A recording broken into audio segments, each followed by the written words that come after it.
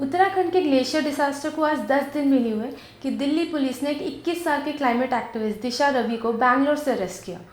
इस अरेस्ट के पीछे की वजह जानने के पहले थोड़ा सा भूमिका ज़रूरी है दिशा के एक्टिविज्म को लेकर। 15 साल के ग्रेटा थुनबर्ग ने 2018 में लोगों को और सरकार को एनवायरनमेंट को टॉप मोस्ट प्रायोरिटी में लाने के लिए स्कूल स्ट्राइक करते हुए रास्ते पर प्रोटेस्ट करना शुरू किया। फ्राइडेज फॉर फ्यूचर नामक एक क्लाइमेट मूवमेंट उन्होंने ही शुरू किया था। उसी Fridays for future India chapter के को फाउंडर है दिशा रवि।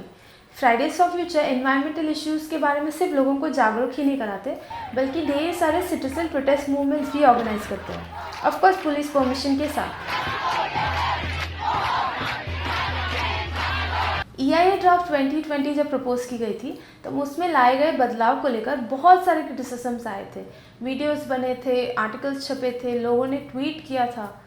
आपको शायद याद होगा कि उसी दौरान 3 वेबसाइट्स को गवर्नमेंट ने ब्लॉक किया था। उसमें से एक था फ्राइडेज फॉर फ्यूचर का। दिल्ली पुलिस की शिकायत के हिसाब से एनवायरनमेंट मिनिस्ट्री को EIA 2020 के सब्जेक्ट नेम से ढेर सारे ईमेल्स आ रहे थे और उनके इन्वेस्टिगेशन के हिसाब से ज़्यादातर ईमेल्स फ्राइडेज फॉर फ्यूचर से ही आ रहे थे। अजीब बात यह है कि ये ड्राफ्ट पब्लिश की गई थी ताकि लोग अपने सजेशंस और ऑब्जेक्शंस भेज पाए। एक तरफ दिल्ली हाई कोर्ट ऑर्डर देती है कि EIA ड्राफ्ट को 22 लैंग्वेजेस में ट्रांसलेट किया जाए ताकि और लोग उसे पढ़ पाए और लोग ऑब्जेक्शंस भेज पाए, और दूसरी तरफ एनवायरनमेंट मिनिस्ट्री ऑलरेडी खफा थी कि कुछ ज़्यादा ही ऑब्जेक्शंस और सजेशंस के ईमेल्स आ रहे हैं उनके पास। इस शिकायत की वजह से इन वेबसाइट्स को UAPA के तहत ब्लॉक कर दी गई थी कुछ दिनों के लिए। जिस तरह से पिछले साल देश विदेश से लोगों ने ढेर सारी बातें करी माइग्रेंट वर्कर्स को सिंपैथाइज करते हुए, उसी तरह इस साल फिर से बहुत से लोगों ने किसानों को समर्थन देते हुए वीडियोस बनाए, आर्टिकल्स लिखे, ट्वीट किए। ऐसे कई ट्वीट में से एक ट्वीट था ग्रेटा थुनबर्ग का।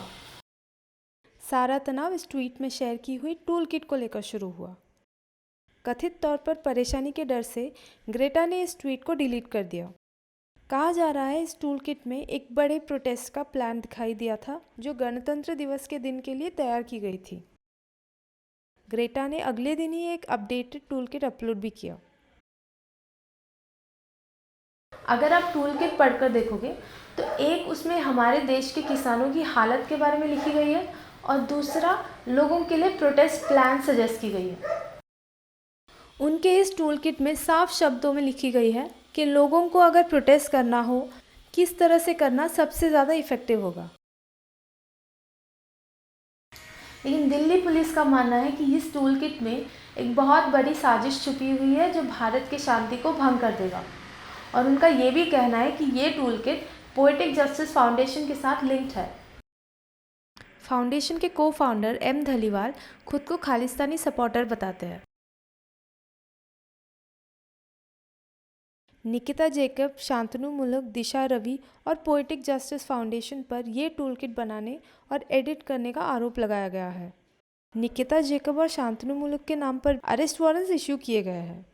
दिशा रवि को 5 दिन पुलिस कस्टडी में रखा गया है कॉन्स्पिरेसी और सेडिशन के चार्जेस पर। दोनों दिशा रवि और पोएटिक जस्टिस फाउंडेशन ने सारे एलिगेशंस को रिजेक्ट किया है। फाउंडेशन ने कहा है कि उन्होंने कभी भी भारत में कोई भी प्रोटेस्ट कोलैबोरेट नहीं किया है, और दिशा ने यह भी कहा कि उन्होंने ये टूल किट नहीं बनाया, उन्होंने सिर्फ 2 लाइनें ऐड की है। स्कॉलर्स का मानना है कि एक सक्सेसफुल आंदोलन के लिए टूल किट का बनाना एक परंपरा है। ग्रेटा, जिन्होंने दुनिया भर के युवकों को प्रेरणा दी, आवाज़ उठाने के लिए, उनको स्वीडिश गवर्नमेंट ने आज तक कभी भी आंदोलन के लिए गिरफ्तार नहीं किया। पिछले कुछ महीनों में हमारे कई पत्रकारों को, एक्टिविस्ट को और आम जनता को गिरफ्तार होते हमने देखा है।